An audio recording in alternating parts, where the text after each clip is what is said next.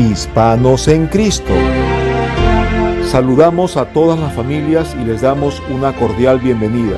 Somos el Ministerio Hispano de Emmanuel Bible Church en Springfield, Virginia. Nos llamamos Hispanos en Cristo porque somos hispanos de toda Latinoamérica que vivimos en los Estados Unidos.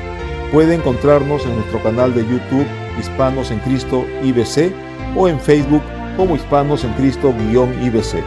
Nuestra iglesia está ubicada en el 6911 Braddock Road, Springfield, Virginia, área postal 22151. Ahora con ustedes, Juan Ancalle, pastor del Ministerio Hispano de Emmanuel Bible Church en Springfield, Virginia, exponiendo el Evangelio de Marcos. Estamos contentos de poder compartir con ustedes la palabra del Señor. Buenas tardes, hermanos, Dios les bendiga. Les voy a pedir por favor que si se pueden poner de pie, si podemos abrir nuestras Biblias en Mateo 4, del 12 al 17, vamos a tener nuestra lectura bíblica como cada domingo, y yo voy a leer el primer versículo que es el 12, y ustedes van a leer el 13, y yo el 14, y así vamos a ser intercalados hasta el 17, que es el último que vamos a leer. Ese lo vamos a hacer juntos. Leamos, hermanos. Cuando Jesús oyó que Juan estaba preso, volvió a Galilea.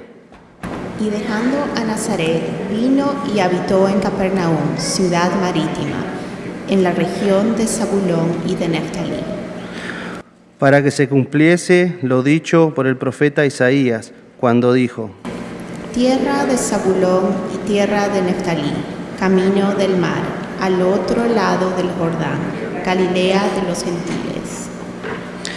Y el pueblo asentado en tinieblas vio gran luz, y a los asentados en región de sombra de muerte, luz les resplandeció. Desde entonces comenzó Jesús a predicar y a decir: arrepentidos, porque el reino de los cielos se ha acercado. Palabra de Dios es esta, hermanos. Tomen asiento, por favor. Gracias.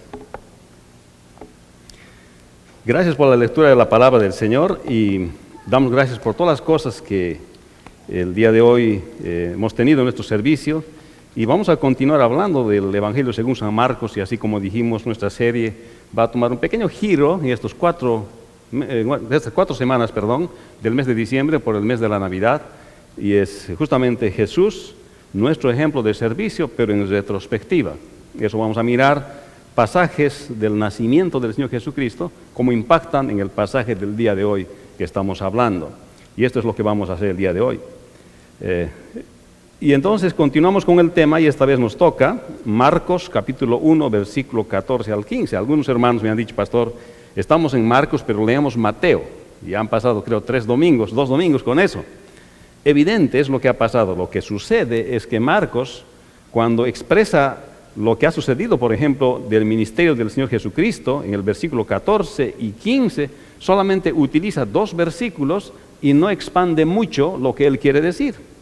Pero los otros evangelistas hablan de lo mismo, pero expanden mucho más. Entonces, para que la lectura bíblica no sea muy corta, entonces no leemos 2 versículos solamente, sino leeríamos y nos sentaríamos, ¿verdad?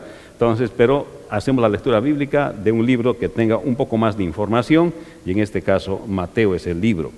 Podría ser Lucas también en algún caso, pero en este caso Mateo es el libro. Entonces, por eso es que leemos Mateo, pero estamos en el Evangelio según San Marcos, porque prácticamente habla de lo mismo. En este pasaje que hemos leído, porque dice Juan después que fue encarcelado, esto dice Marcos, Jesús vino a Galilea predicando el Evangelio del reino de Dios, diciendo: el tiempo se ha cumplido, el reino de Dios, y el reino de Dios se ha acercado, arrepentíos y creed en el Evangelio. Entonces esto leemos y podemos decir que al encarcelamiento de Juan el Bautista, el Señor inicia su ministerio predicando la buena noticia del reino. Es el tiempo de la venida del Señor y del reino de Dios, y es necesario arrepentirse y creer en la buena noticia. Vamos a orar. Padre bueno, bendice tu palabra como siempre, que nos asistas con el ayudador, con el confortador, con el Espíritu Santo, para que tu palabra sea expuesta, Señor, y llegue a los corazones así como tú lo deseas. En el nombre de Jesús, tu Hijo amado, te damos gracias. Amén. Juan enfatiza Juan finaliza su ministerio y el Señor Jesucristo inicia el suyo. Es el tiempo de entrar al reino, pero el entrar al reino requiere arrepentimiento y fe. En este pasaje vemos que Juan está finalizando su ministerio, está al final de su ministerio. Pero justamente porque está al final de su ministerio, ahora el Señor Jesucristo empieza su ministerio. Por eso el versículo 14 dice: después que Juan fue encarcelado, Jesús vino a Galilea predicando el evangelio del reino de Dios. Y como ustedes habrán podido observar, estamos hablando de este versículo 14 y versículo 15 de Marcos, y hace 2 semanas hemos estado hablando de las implicaciones del mensaje de Juan el Bautista. Vimos cómo algunos saduceos y algunos fariseos habían venido a bautizarse, y también lo mismo la multitud, y unos publicanos y unos soldados vinieron a bautizarse. Ellos vinieron a bautizarse por el bautismo de Juan, que es diferente al bautismo que hemos practicado el día de hoy.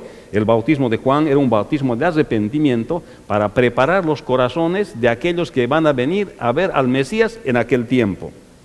Y el mensaje de Juan era bien claro para los gobernantes. Dice: con estas y muchas exhortaciones, porque exhortaba a todos Juan, anunciaba las buenas nuevas al pueblo. Y entonces Herodes el tetrarca, siendo reprendido por Juan a causa de Herodías, mujer de Felipe su hermano, y de todas las maldades que Herodes había hecho, sobre todas ellas añadió además esta: encerró a Juan en la cárcel. Esa era la razón por la que Juan estaba en la cárcel. Le había dicho a Herodes que no le era lícito tener la mujer de su hermano. O sea, le había exhortado al rey. Es medio difícil, incluso el día de hoy, ¿no? Aunque en esta democracia se dicen cosas, se hablan cosas, se falta el respeto, tampoco eso está bien. Pero Juan el Bautista se había atrevido a reprenderle al rey de la región donde él vivía. Y la respuesta del rey fue encarcelarlo a Juan. Entonces, había sucedido que en ese momento estaba encarcelado Juan y ya no podía predicar. Entonces Juan inicia su ministerio. Jesús inicia su ministerio. La semana pasada hemos visto cómo el siervo de Dios obediente en la tentación, en Marcos capítulo 1, versículo 12 al 13, aprendimos 3 cosas. Cuando el Señor es tentado por el diablo, primero el diablo le dice que convierta las piedras en pan, y vemos claramente que es necesario conocer todas las cosas que provienen por la voluntad de Dios, porque el Señor le dijo: no solo de pan vivirá el hombre, sino de toda palabra que sale de la boca de Dios. Y estaba diciendo el Señor que es necesario conocer las cosas que provienen por la voluntad de Dios, por decreto de Dios. La palabra de Dios incluye también la comida. O sea, en otras palabras, el Señor está mostrando que todos tenemos lo que tenemos porque Dios permite que tengamos. No hay cosa que nosotros podemos tener que Dios no ha permitido que tengamos. Aún hace llover para buenos y para malos. Hace llover para los que se comportan bien, para los que se comportan mal, para los que glorifican su nombre y para los que no glorifican su nombre.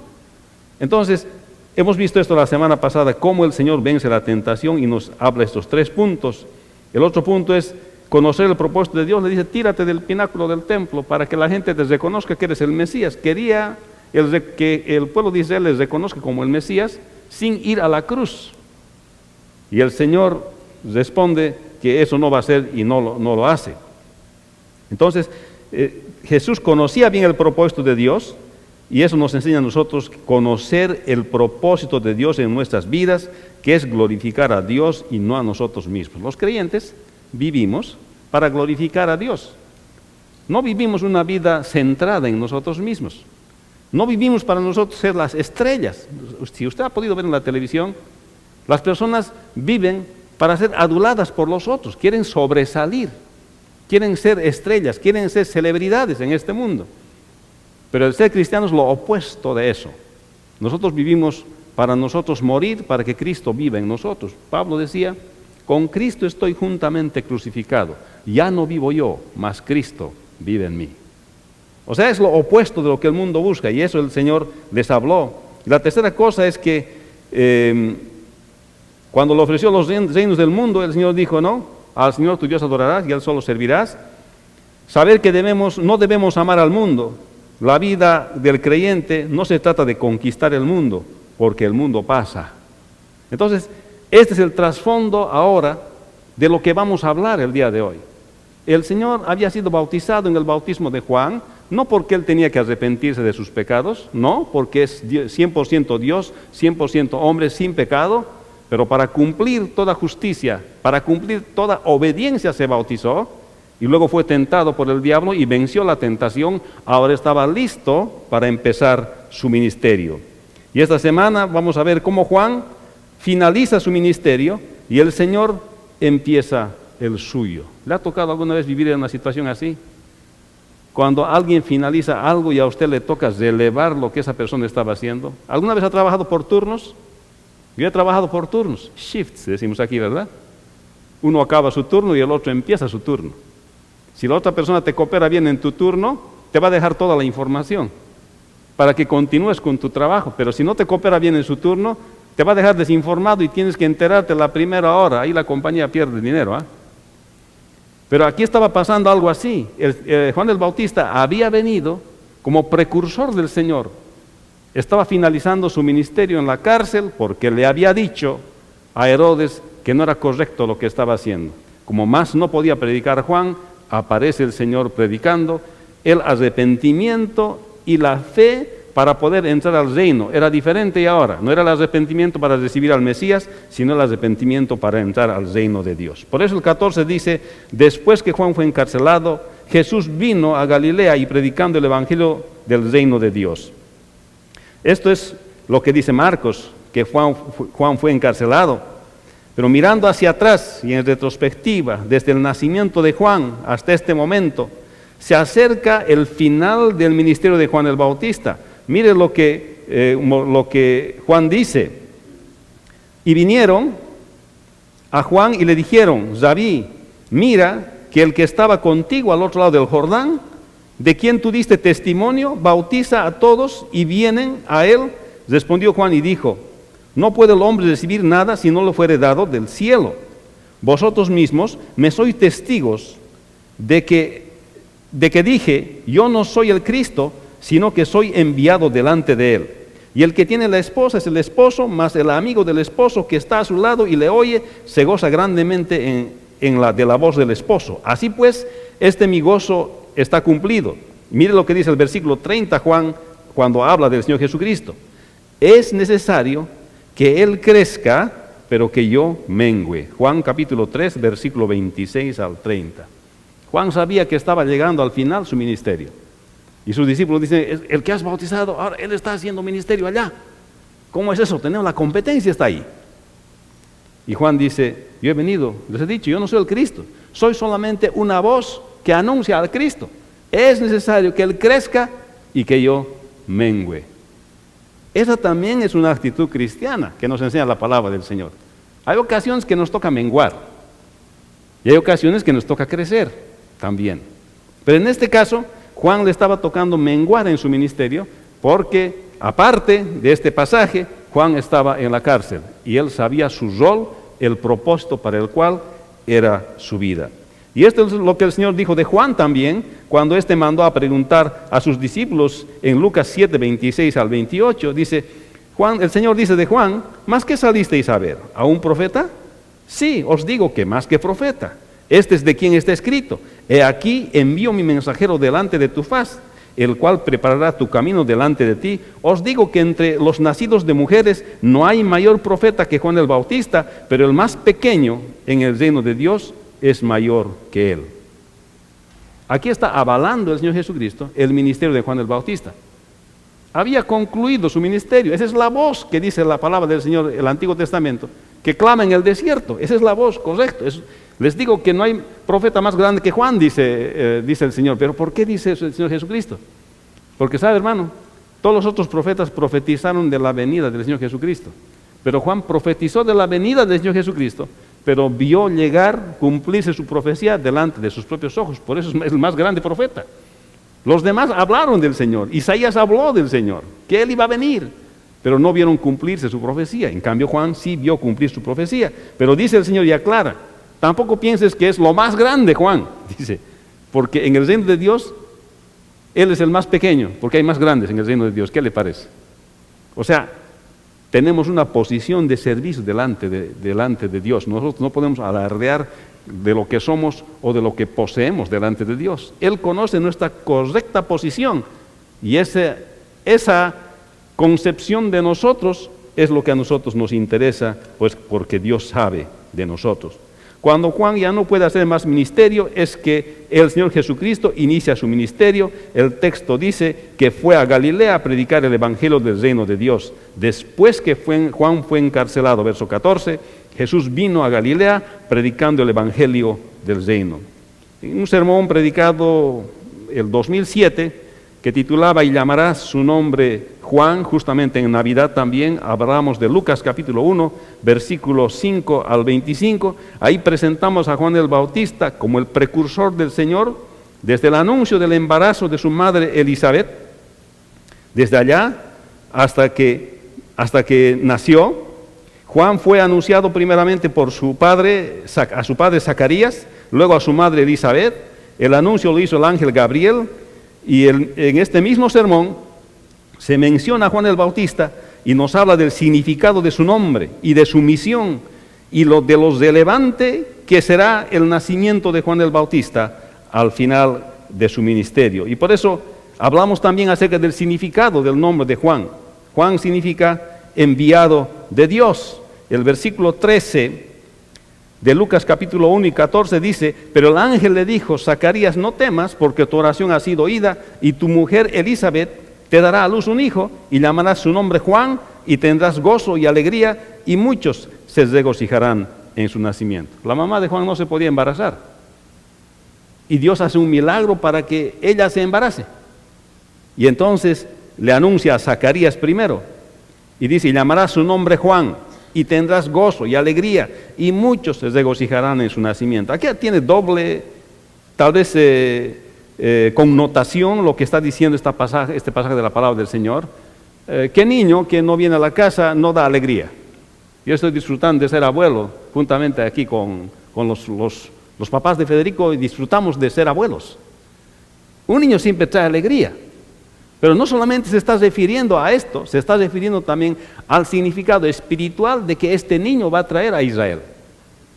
No es la alegría normal nomás de la casa. Este niño no es cualquier niño. Este es un hombre profeta. Y este es más que profeta, porque no solamente va a profetizar del Señor Jesucristo, sino que va a ver cumplirse la profecía frente a sus propios ojos. Por eso este niño es especial. Por esto este niño traerá gozo y alegría. Este es Juan el Bautista.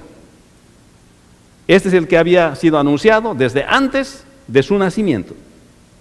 Porque será grande delante de Dios, no beberá sidro ni vino ni sidra, será lleno del Espíritu Santo. Aún desde el vientre de su madre hará que muchos de los hijos de Israel se conviertan al Señor Dios de ellos, e irá delante de él con el espíritu y el poder de Elías, para hacer volver los corazones de los padres a los hijos, y a los rebeldes a la prudencia de los justos, para preparar al Señor un pueblo bien dispuesto. Fíjese, esto fue dicho antes del nacimiento de Juan el Bautista, y ahora Juan estaba en la cárcel. Pero el propósito para el cual Juan había venido se estaba cumpliendo. Pero aquí no está diciendo que va a estar en la cárcel. Hay ciertas cosas que Dios no nos quiere mostrar o no muestra en la Escritura de lo que le va a pasar a la persona. Pero está claramente dicho que el rol de Juan era que va a ser un hombre santo, que va a ser lleno del Espíritu Santo, que va a predicar para la conversión de Israel, que va a predicar con el poder de Elías, que va a predicar reconciliación, que va a ser el precursor del Señor Jesucristo. Todo esto estaba profetizado en la palabra de Dios, y el ángel le habló a la mamá de Juan. Y ahora vemos a Juan en la cárcel, después de haber cumplido el rol que tenía que cumplir. Él estaba predicando en el desierto, tenía una ropa de piel de camello y un cinturón de cuero al estilo de Elías, al estilo de como eran los profetas en el Antiguo Testamento. Si bien Marcos no nos habla de los detalles del nacimiento de Juan el Bautista, Lucas sí lo hace. Y con todo detalle, pues quiere documentar históricamente los documentos precedentes a la venida del Señor Jesucristo, y lo hace desde su nacimiento. Su nacimiento, hermanos, está relacionado con el final de su misión en la tierra, como el precursor del Señor Jesucristo. Para esto nació Juan. Ahora Juan está encarcelado y pronto será decapitado, porque la esposa de Herodes no está contenta con Juan. Aunque Juan ya no dice nada en la cárcel, pero su presencia le molesta porque le hace recuerdo de lo mal que está obrando. Entonces, Juan tiene que desaparecer para que ella pueda dormir tranquila. Así que luego muere Juan. No vamos a ver el día de hoy esto. Pero Mateo nos amplía un poco más diciendo que el Señor fue a Galilea y dejó Nazaret. Dice que de Judea, donde estaba el Señor, se movió hacia Galilea, que está al norte, del sur hacia el norte va. Y Nazaret está en Galilea, es una ciudad en Galilea. Ahí es donde creció el Señor. Y dice, cuando Jesús oyó que Juan estaba preso, volvió a Galilea y dejando a Nazaret, habitó en Capernaum, que es una ciudad también a la orilla del mar, ciudad marítima en la región de Zabulón y de Neftalí, para que se cumpliese lo dicho por el profeta Isaías cuando dijo, tierra de Zabulón, tierra de Neftalí, camino del mar, al otro lado del Jordán, Galilea de los gentiles, el pueblo asentado en tinieblas vio gran luz, y a los asentados en región de sombra de muerte, luz resplandeció. Galilea fue parte de la provincia romana de Judea, pero dentro de Galilea, en este texto nos habla acerca de que estaba Nazaret, aunque no nos dice por qué el Señor Jesús dejó Nazaret, donde había crecido, para irse a Capernaum, que es una ciudad a las orillas del mar de Galilea. Por otra parte, Mateo puntualiza lo que dice Isaías 9, 1 al 2, mas no habrá siempre oscuridad para la que está ahora en angustia, tal como la aflicción que le vino en el tiempo que livianamente tocaron la primera vez a la tierra de Zabulón y la tierra de Neftalí, pues al fin llenará la gloria el camino del mar de aquel lado del Jordán, en Galilea de los gentiles. El pueblo que andaba en tinieblas vio gran luz, y los que moraban en la tierra de sombra de muerte, luz resplandeció sobre ellos. Esa profecía se cumple cuando el Señor va a Galilea, está en Nazaret y de Nazaret se va a vivir a Capernaum. El hecho de que el Señor va a Capernaum es el cumplimiento también de la profecía. Esto es lo que está diciendo Mateo y esto es lo que está diciendo Isaías hace mucho tiempo. O sea que su vida en Capernaum estaba profetizada. La Escritura no se puede quebrantar, pues tenía que cumplirse la Escritura y así fue. Y por otra parte, Lucas nos da detalles adicionales sobre el inicio del ministerio del Señor.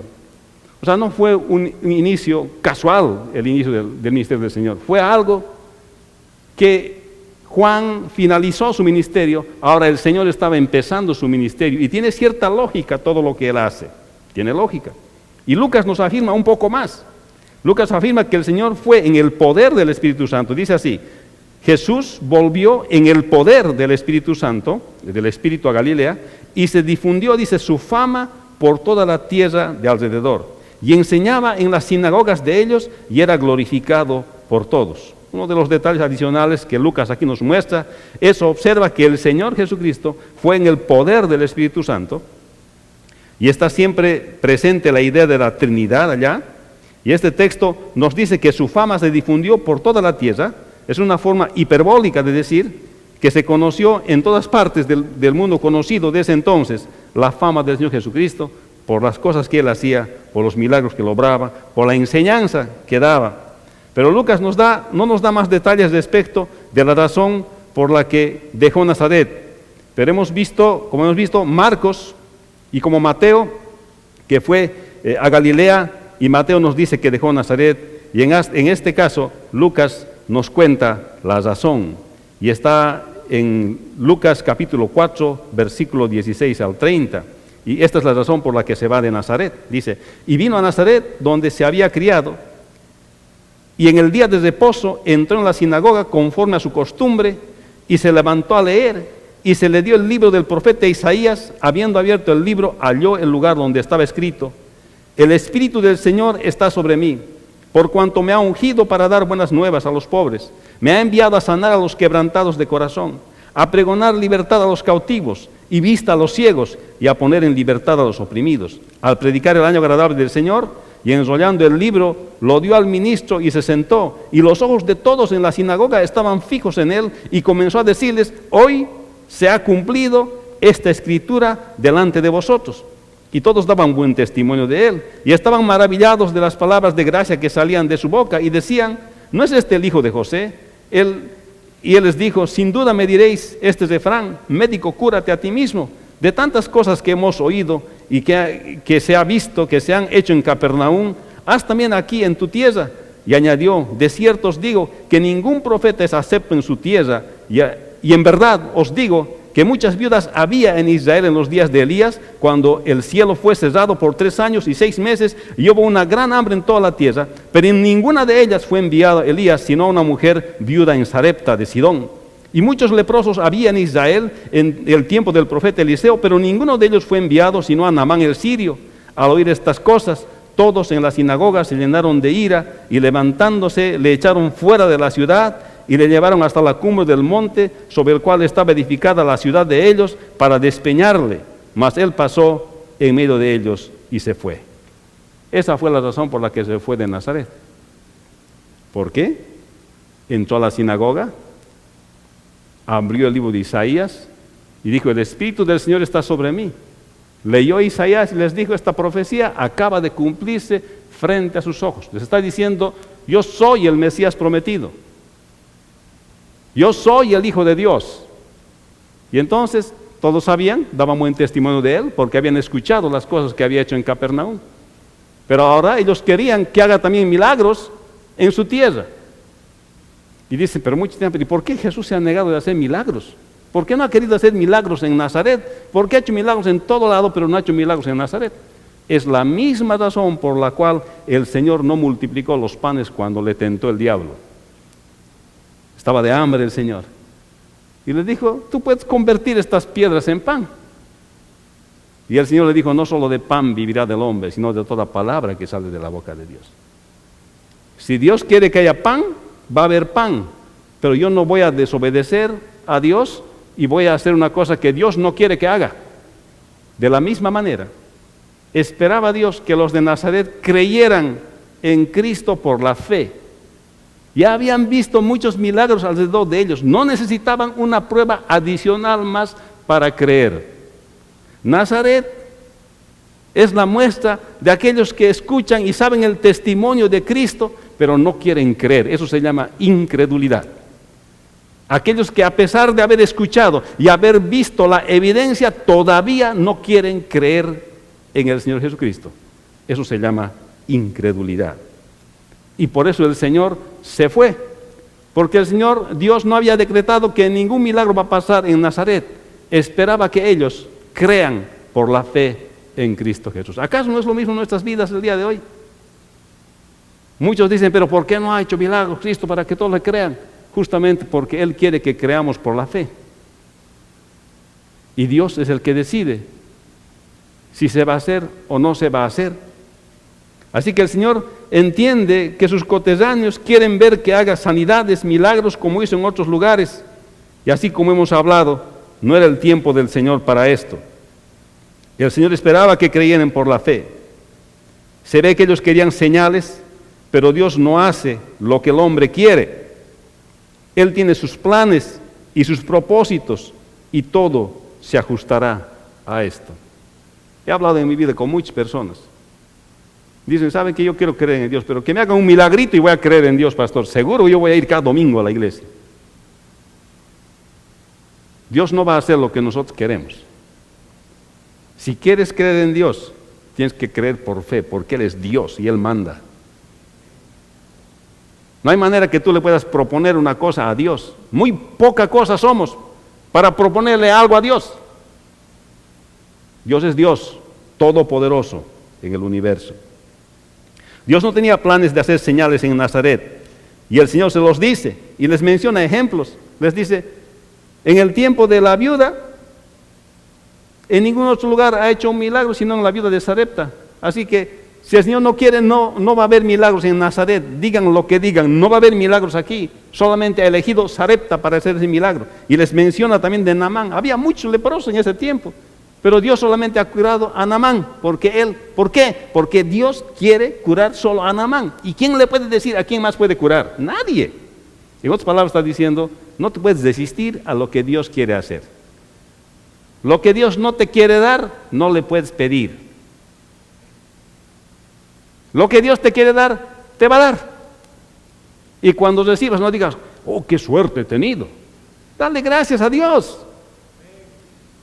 Porque no es la suerte que te ha traído. O qué casualidad que me ha tocado. No suceden esas cosas. No hay cosa que nosotros tenemos que Dios no nos haya dado. Otra cosa es que no reconocemos que Dios nos da, porque no creemos en Él. Y aquí está hablando exactamente este pasaje, acerca de que Dios, cuando no quiere hacer un milagro en un lugar, no va a hacer. Pues no quiere. ¿Y por qué no quiere? Porque no quiere. Es como cuando un hijo le pregunta a su papá, papi, ¿por qué esto? Yo quiero esto. El papá le va a decir, bueno, yo no quiero. ¿Y por qué no quieres? Porque no quiero nada más. Soy papá y decido. O sea, no hay razón para no querer. Si el papá no quiere, no quiere. No le puedes cambiar su posición. ¿Por qué no quieres? Porque soy papá. Nada más. Es mi voluntad. ¿Verdad? Hermanos, no se le puede pedir a Dios lo que Él no nos quiere dar. O sea, cuando Marcos en el versículo 14 dice, Jesús vino a Galilea predicando el evangelio del reino, es que el Señor inició su ministerio presentándose como el Mesías del que hablaba el Antiguo Testamento. Y la misma gente de su pueblo de Nazaret no le creyó a pesar de los testimonios de muchos. Esto tiene muchas implicaciones. La última parte de este verso dice que predicaba el evangelio del reino de Dios. Entonces el reino de Dios empieza con la manifestación del Señor Jesucristo, como el Mesías prometido, y no solamente a Israel, sino al mundo. Dice, el reino de los cielos, el reino de Dios se ha acercado. ¿De qué reino está hablando Jesús? Si no tiene dónde recostar su cabeza, ni para comer tiene Jesús. ¿De qué reino está hablando? Ni siquiera viste bien. Mira, ¿de qué reino está hablando Jesús? ¿Rey? ¿Acaso los reyes andan como Jesús? Cuando le preguntan, maestro, muéstranos dónde vives, él dice, las zorras tienen sus guaridas, pero el Hijo del Hombre no tiene dónde recostar su cabeza. Ven, ¿qué rey es este rey que no tiene nada en el sentido material? Estaba hablando de su reino espiritual. Si bien Jesucristo, hombre, vivió en la pobreza, siendo Dios, es creador de todo. Juan lo dice, en el principio era el verbo era con Dios y el verbo era Dios. Y por Él fueron hechas las cosas. Sin Él, nada de lo que ha sido hecho fue hecho. Jesús, Dios 100%. Pero ¿de qué reino está hablando? No parece que está viniendo a reinar por lo que le ves de afuera. Está hablando de su reino espiritual. Porque en el huerto del Edén, en Génesis capítulo 3, el hombre decidió desobedecer a Dios. Y entonces su naturaleza y la de él cayó en pecado para siempre y se apartó de Dios. Y necesita a alguien que le haga volver a Dios, y ese es el Señor Jesucristo.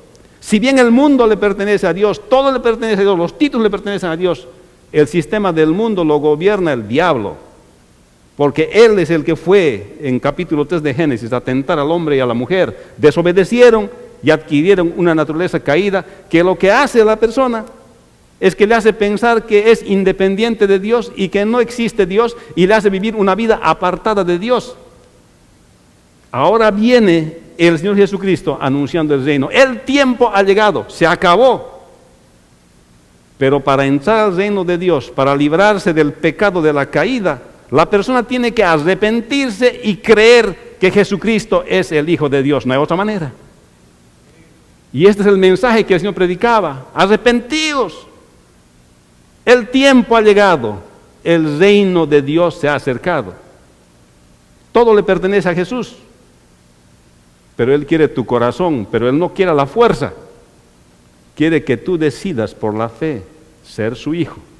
Que te des cuenta que en tu vida influencia el pecado de la caída que te hace separarte de Dios, pero viniendo a Cristo, arrepintiéndose, creyendo que Él es el Hijo de Dios, podrás entrar al reino de Dios. En retrospectiva, Juan vino a anunciar al Señor Jesucristo. El anunciamiento de su nacimiento fue así. Ahora el Señor empezaba su ministerio. El nacimiento y la vida de Juan y su ministerio habían llegado y estaban llegando a su fin. Juan estaba en la cárcel y el Señor empieza su ministerio. Se va a Galilea, va a Nazaret, En Nazaret se declara el Mesías, leyendo la misma escritura que él mismo había inspirado. Su pueblo no le cree. Les explica por qué no hace milagros Jesús y se va. Su pueblo le quiere matar, deja Nazaret y se va a Capernaum. Y allá vive el Señor. Y Juan ya estaba finalizando su ministerio. Era tiempo de empezar la predicación del reino, porque Juan estaba teniendo un buen final. Y el Señor Jesucristo estaba teniendo un buen inicio. Era el buen final de Juan y era el buen final, el buen inicio del Señor Jesucristo. Hermanos, ¿cuántas veces nos toca menguar en nuestra vida? Como decía Juan, es necesario que Él crezca, pero que yo mengüe. Hermanos, en mi propia vida me he dado cuenta que tengo que menguar. Especialmente cuando los hijos se hacen mayores. Antes yo hacía los schedules de todo lo que van a hacer, ¿verdad? Todo, esto, todo. Yo era el que mandaba. Pero ahora ajusto mi schedule al schedule de ellos. Me ha tocado menguar. A veces las mamás, cuando los hijos se casan, y los papás, cuando los hijos se casan, no entienden que les ha tocado menguar. Ahora ya no son papá, mamá, suegro, suegra. Hay medio que no les gusta, ¿verdad? Porque no hay muy buena connotación de la palabra suegro. A mi suegra no le gustaba que le diga suegra, porque no tiene muy buena connotación. Tantos chistes hacen de las suegras. Y de los suegros no tanto, no sé por qué será. Pero hermanos, nos toca a veces el tiempo de menguar. A veces eso no entendemos. Nuestro ministerio a veces como papás tiene que menguar para empezar como nosotros, ministerio de abuelos. ¿Qué le parece? A veces es diferente. A veces nuestro ministerio como hijos tiene que menguar para ser adultos ahora, responder como adultos. Hermanos, esta forma de transición, puedo llamar, entre Juan y el Señor Jesucristo nos enseña mucho en nuestra vida. Hay cosas que cumplen su rol en la vida. Hay ministerios que cumplen su rol y empiezan otros. Hermanos, por eso mirando en retrospectiva otra vez, Juan dijo, es necesario que yo mengüe, pero que Él crezca. Y nosotros debiéramos menguar en nuestra propia vida para que Cristo se vea en nosotros. Es necesario que usted vea menos de lo que yo soy, más lo que Cristo es en mí. Eso quiere decir que más del carácter del Señor en su vida. Que se vea menos de lo que usted es, que se vea más del carácter del Señor, que se vea más bondad en su vida, que se vea más templanza en su vida, que se vea más paciencia en su vida, más benignidad en su vida. Porque esos son los frutos del Espíritu Santo: gozo, paz, paciencia, benignidad, bondad, fe, mansedumbre, templanza. Contra tales cosas, dice el apóstol Pablo, no hay ley. Así que estamos llamados nosotros, hermanos, a menguar nosotros mismos, para que Cristo se vea en nosotros, así como Pablo decía, con Cristo estoy juntamente crucificado. Ya no vivo yo, mas Cristo vive en mí. En otras palabras, en mí se ve Cristo. Hay ciertas cositas que de mí no te van a gustar, pero hay cositas que se ven de Cristo en mi vida que sí te van a gustar. Y esto es lo que está hablando la palabra del Señor. Después de que Juan fue encarcelado, versículo 14, Jesús vino a Galilea predicando el evangelio del reino. Al encarcelamiento de Juan, el Señor inicia su ministerio predicando la buena noticia del reino de Dios. Ha llegado el tiempo del cumplimiento de la profecía. El reino de Dios se ha inaugurado. Para entrar a él se requiere arrepentimiento y fe en el Señor Jesucristo. Juan finaliza su ministerio y el Señor Jesucristo inicia el suyo. El creyente sobreedifica en el trabajo de sus antecesores. Hermanos, nosotros como creyentes aprendemos esto del ejemplo del Señor. El Señor no ha dicho, lo que ha hecho Juan no sirve, todo lo que yo hago, eso sirve. El apóstol Pablo nos ha enseñado también que unos edifican y otros sobreedifican también, justamente basado en las enseñanzas del Señor.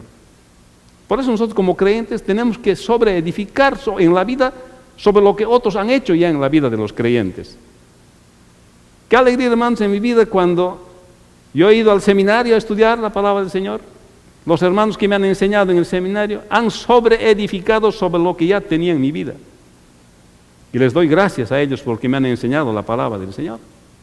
Hermanos, los creyentes sobreedificamos en la vida de aquellos que han sido antes que nosotros. El versículo 15, diciendo, el tiempo se ha cumplido, el reino de Dios se ha acercado, arrepentíos y creed en el Evangelio. El tiempo ha llegado.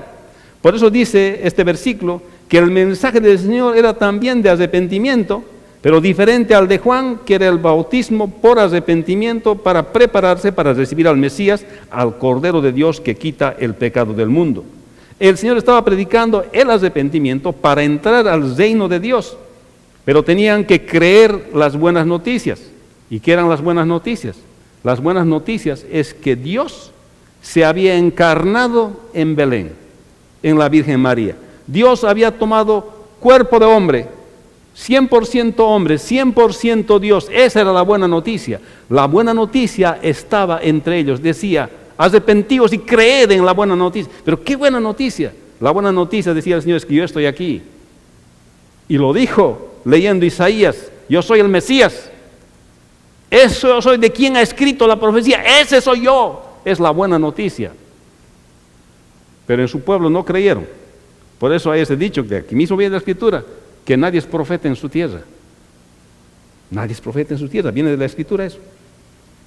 El Señor estaba predicando el arrepentimiento para entrar al reino de Dios, pero tenían que creer en el Evangelio, en las buenas noticias. En sus lecturas de Isaías 61, versículo 1 al 2, en Nazaret era el tiempo que había llegado. El Mesías al que estaban esperando había llegado y venía a resolver el problema de la caída que se registra en Génesis capítulo 3. Viendo los versículos precedentes, el Señor, que acababa de vencer la tentación sin pecar y sin pecado, vino para salvar y rescatar a la humanidad, a los que creen. Poco antes había vencido la tentación el Señor. Y ahora estaba diciendo, yo soy el Mesías prometido. Sin pecado, vino a salvar y a rescatar a la humanidad. Y la gente de su ciudad no le creyeron. No solamente es el cumplimiento en cuanto a la llegada del Mesías, sino también del reino de Dios, como está en Gálatas 4:4 y Hebreos 1:2, nos habla del reino de Dios. La pregunta es, ¿acaso Dios no reina ahora? Sí, Dios reina ahora. Él es el dueño de todas las cosas. Por eso nosotros somos mayordomos de las cosas que Él nos da. Pero tu corazón, tú debes entregarle a Dios. Él no se va a imponer, pero ha venido con la buena noticia para que le entregues tu voluntad y tu corazón a Él. Todas las cosas le pertenecen a Dios, aunque el sistema del mundo lo maneje el enemigo. Pero tu corazón tiene que rendirse a Dios, y para eso ha venido el Señor Jesucristo. En la palabra del Señor encontramos, tanto en hebreo como en griego, encontramos la palabra malhut, que habla del reino de Dios desde el principio, y la palabra basilea en griego, que habla del reino. Si pasamos el lenguaje desde el Génesis hasta el Apocalipsis, vemos lo que es el concepto del reino. La doctrina del reino en las Escrituras es que Dios siempre ha querido reinar en el corazón del hombre. Y por eso ha mandado al Señor Jesucristo, y por eso dice, el reino de los cielos, el reino de Dios se ha acercado. Pero desde el Génesis el hombre se ha apartado del reino de Dios. Y Dios ha querido reinar en su corazón por muchas. La historia de Israel con Dios nos prueba acerca del reino de Dios. Y luego el Señor Jesucristo no es una casualidad que menciona el reino de Dios en los evangelios, y luego en el resto del Nuevo Testamento se entiende la idea del reino de Dios. Él tiene la intención de reinar en tu corazón, porque de Él es la tierra y su plenitud, todo es de Dios, pero Él quiere tu corazón. Y el mensaje es bien claro, arrepentíos y creed en el Evangelio. Para entrar en el reino de Dios hay que arrepentirse y creer en el Evangelio. La buena noticia, el arrepentimiento viene de la palabra griega metaneo, que significa cambio de actitud. O sea, arrepentimiento no es pesar. A veces se confunde mucho el arrepentimiento con pesar. Pesar es solamente sentir culpa por algo y no cambiar, seguir siendo el mismo. Mucha gente dice, yo me he arrepentido. Realmente no te has arrepentido porque sigues haciendo lo mismo. Porque si te hubieras arrepentido ya no estarías haciendo lo mismo. Lo que pasa es que, como dicen en Latinoamérica, no sé, por lo menos del país de donde yo vengo, dicen, golpeas el pecho nomás con una piedra. Eso nomás es pesar, eso no es arrepentimiento.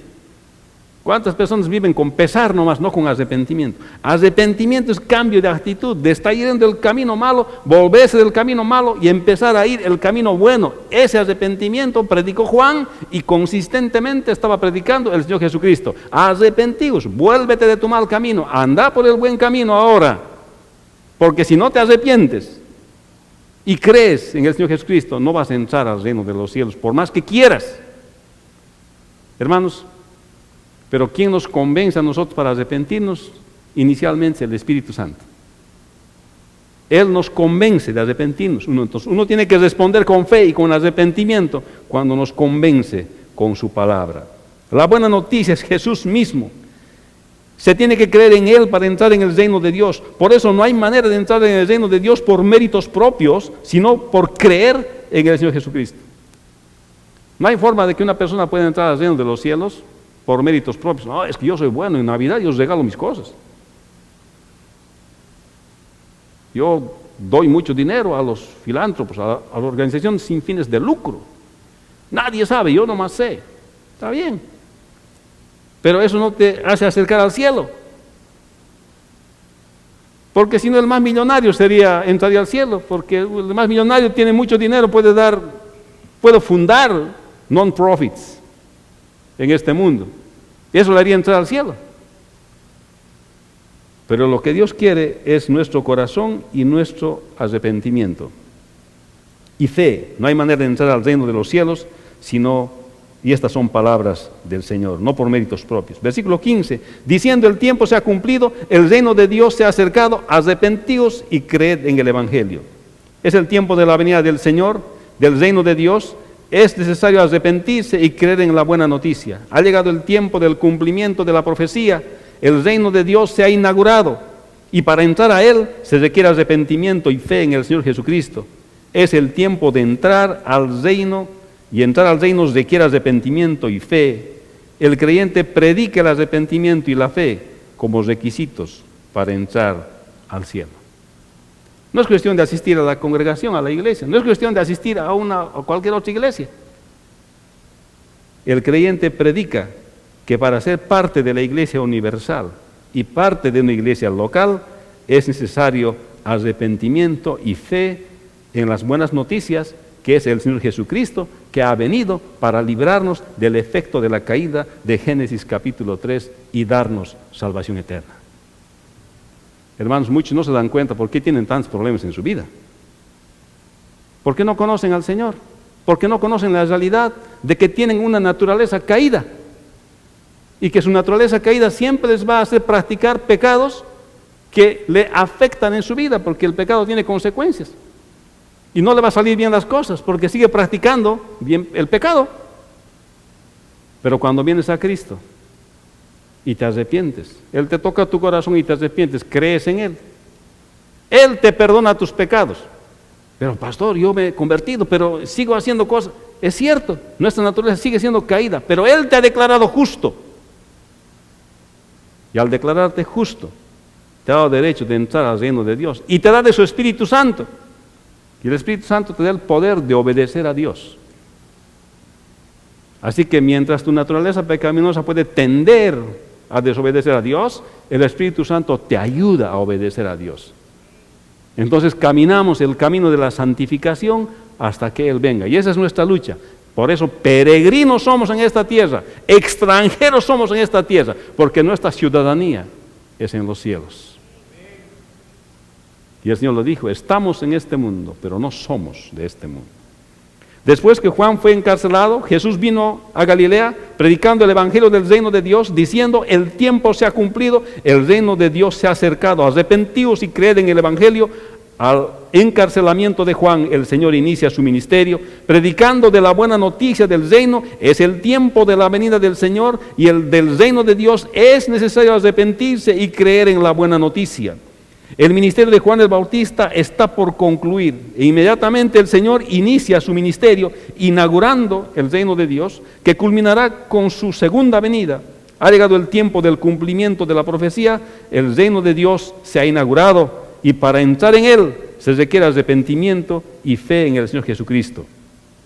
Juan finaliza su ministerio y el Señor Jesucristo inicia el suyo. Es el tiempo. Entrar al reino requiere arrepentimiento y fe. Hermanos, el Señor tuvo un buen inicio en su ministerio, pero Juan tuvo un buen final. Hermanos, y esto nos hace reflexionar a nosotros en nuestra vida. Hay tiempo en que vamos a tener que finalizar. Finalicemos como Juan, bien. Si nos toca finalizar nuestra propia vida, finalicemos bien. Recuerdo bien cuando hablé con mi papi antes de que él partiera a la presencia del Señor. Hablamos, él ya tenía 91 años. Le dije, hablamos de cosas espirituales. Y dice, recuerdo los mensajes que él predicaba. Josué capítulo 24, 14, 15, eran sus favoritos. Josué 1, 8, eran sus favoritos para predicar. Y le dije, papi, ¿sabe usted, papi, que se va a encontrar con el Señor en pronto? Él dijo, sí, sé. ¿Sabe, papi? El Señor no le va a decir, usted era viejito y no podía leer la palabra de Dios. No le va a decir eso. Papi, usted tiene que pasar corriendo a la meta. ¿Ha visto esos atletas? Que es que corren 100 metros. Y en los últimos metros no miran atrás, papi. ¿Cómo pasan, papi, la meta? Corriendo. Papi, usted tiene que pasar corriendo a la meta. Queridos hermanos, a veces nos toca finalizar a nosotros. Pero finalizamos bien. ¿Amén? A veces nos toca iniciar como el Señor. Mientras otro finaliza, nosotros iniciamos. ¿Y hay cuántos que inician sus vidas incluso? Pero nosotros sabremos estimar a aquellos que estuvieron antes que nosotros y han hecho obra antes que nosotros. E iniciaremos bien y sobreedificaremos sobre lo que ellos han hecho. Así que, hermanos, por eso este sermón se titula Buen inicio y buen final. Vamos a orar. Padre Santo, te damos gracias en este día. Y te damos gracias por tu palabra, porque es la verdad. Te damos gracias por tu Espíritu Santo que nos enseña, como dice en 1 Juan, que es la unción que nos enseña. Señor, te damos gracias porque nos has llamado para ser tus hijos y estamos en tu reino.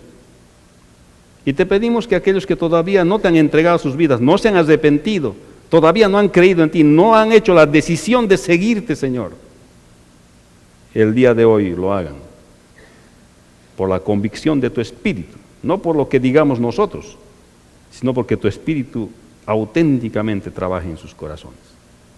Te damos gracias en este día y bendice, Señor, tu palabra en el nombre de Jesús. Amén. Vamos a ponernos de pie, hermanos. Y quiero animarle que en esta semana usted apoye a alguien que tal vez le está viendo finalizar un ciclo y le hable del Evangelio del Señor, le diga que para entrar al reino de Dios hay que arrepentirse y hay que creer en Él. Y que si usted está iniciando algo nuevo, sobreedifique sobre lo que había antes.